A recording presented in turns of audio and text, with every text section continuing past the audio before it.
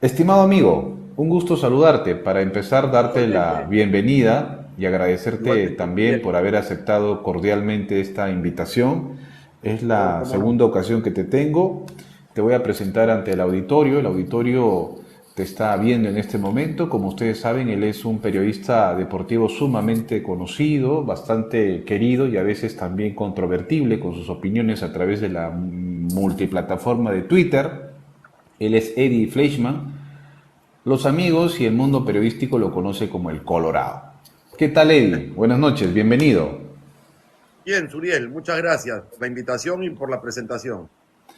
Eddie, cuéntame, rapidito, un par de minutitos nada más que le vamos a dedicar al tema deportivo. Después de esta derrota entre Perú y Paraguay, ese empate, y la derrota ante Brasil, ¿qué panorama le estás vislumbrando, observando a nuestro actual DT, a Reynoso?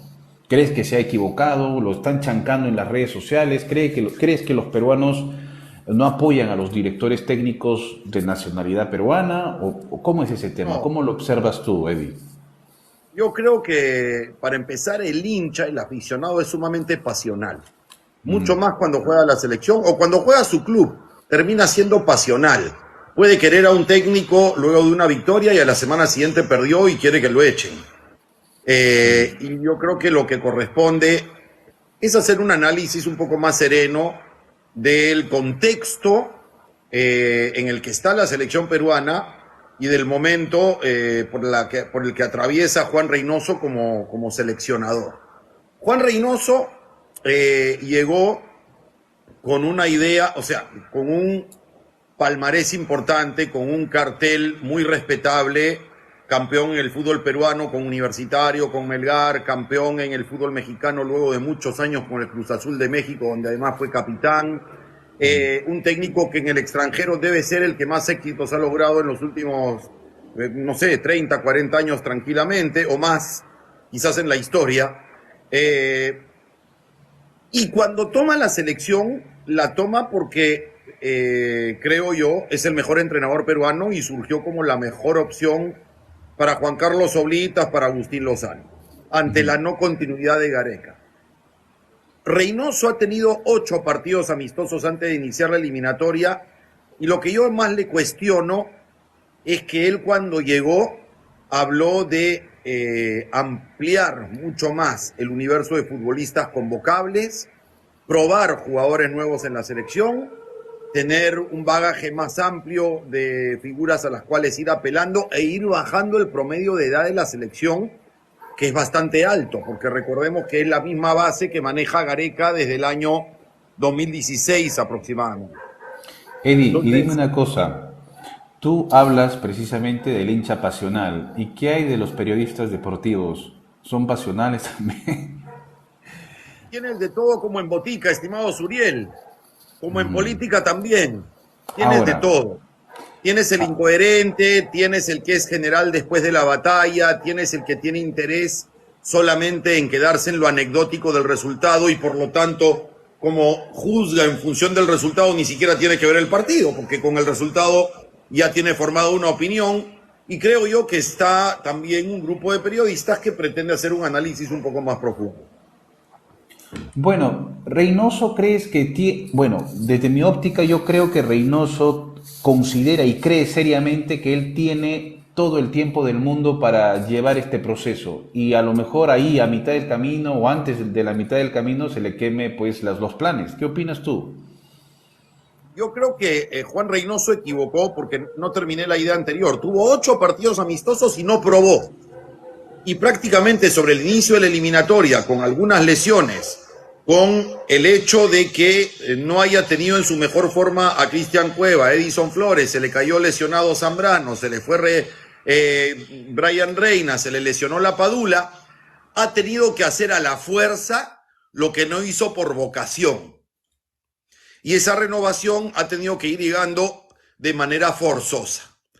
Le ha tocado utilizar un equipo en Paraguay que fue extremadamente defensivo, sobre todo después de la expulsión de Luis Advíncula, y no se puede negar que defensivamente Juan Reynoso para bien a sus equipos, Sí. les da orden, los hace equipos compactos, les da orden. A pesar de eso, Paraguay nos llegó con 5 pelotas en los postes y Galese fue figura. Con lo cual estamos hablando de que es un equipo ordenado defensivamente, pero no es un equipo invulnerable. No, no lo es. Y en Perú, en Lima ante Brasil, lo mismo. Se defendió bien. Brasil terminó llegando, un par de situaciones se anularon por el VAR, pero en ambos partidos lo que quedó como una conclusión fehaciente es que Perú tiene el poder ofensivo de un periódico. Con esa contundencia, Perú no le hace un gol a Brasil en 3 días de juego. Porque no tiene contundencia, porque no tiene ataque. El equipo no tiene ataque. ¿Cómo así que el poder destructivo de un periódico? Cuéntame. De un periódico en papel. Ya. Okay. El poder si prefieres, lo utilizo otra analogía para que no haya confusión. Con la contundencia de un pañuelo. Ya, es que yo le estaba llevando por el lado periodístico. No era la intención mezclarlo contra el poder que tiene la prensa, sino simplemente la poca contundencia que puede tener un papel periódico o un pañuelo. Pañuelo suena mejor. Pañuelo. Eddie, cambiando radicalmente de tema, y esto ya es un poco más serio, por supuesto, pero tenía que hablar brevemente del tema deportivo, porque tú eres experto en eso, y además, cuando te escucho me remonto a momentos cuando yo era, bueno, obviamente yo he crecido escuchándote. O sea, esa voz, ese tono, esa entonación, ese vibrato, ese color de voz que tienes, es como que resulta muy familiar para mí. Pero bueno, cambiando de tema eso y además de esa contingencia, el Perú, Eddie, ahora mismo está atravesando una de las situaciones desde mi punto de vista después de 1992 y 95, cuando capturaron a los cabecillas de Sendero Luminoso y del MRTA, uno de los momentos muy difíciles.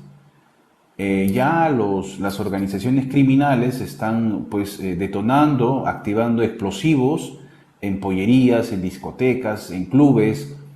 ¿Qué es lo que debería, por ejemplo, la señora Dina Ercilia Boluarte Segarra y el premier, el ministro y nosotros como ciudadanos y periodistas, cómo deberíamos abordar este tema, Eddie?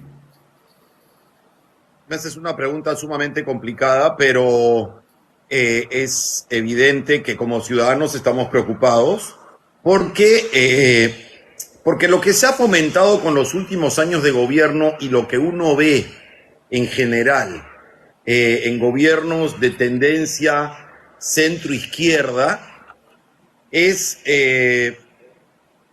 digamos, un nivel de tolerancia con la violencia, con la delincuencia, con el mal vivir, con los negocios paralelos, con el narcotráfico, en general con la violencia, que es tan tolerante que termina siendo blanda, muy poco represiva, muy poco eficaz en sus servicios de inteligencia, parece ser, porque a la luz de los hechos eso es lo que uno ve. Y entonces la relativización del rol de las fuerzas del orden hacen mucho daño. Entonces tiene organismos como las Naciones Unidas que tienen en su Comité de Derechos Humanos a Irán o a Venezuela. Tienes en la Comisión Interamericana de Derechos Humanos un organismo que defiende dictaduras y que cuestiona democracias, que se cuelga de la narrativa inversa que tiene el mundo que los gringos llaman woke o progre o finalmente de una izquierda menos económica y más política. La corrección política, la pretensión de tener supremacía moral e intelectual, el querer pretender digitar la vida de la gente y no permitir la fuerza legal de un ejército, de una policía, tienen como consecuencia socavar la seguridad y fomentar y proliferar la delincuencia. Wow. Es una consecuencia lógica. O sea, Eddie. tú siembras, cosechas. No cosechas. Lo que acabas de mencionar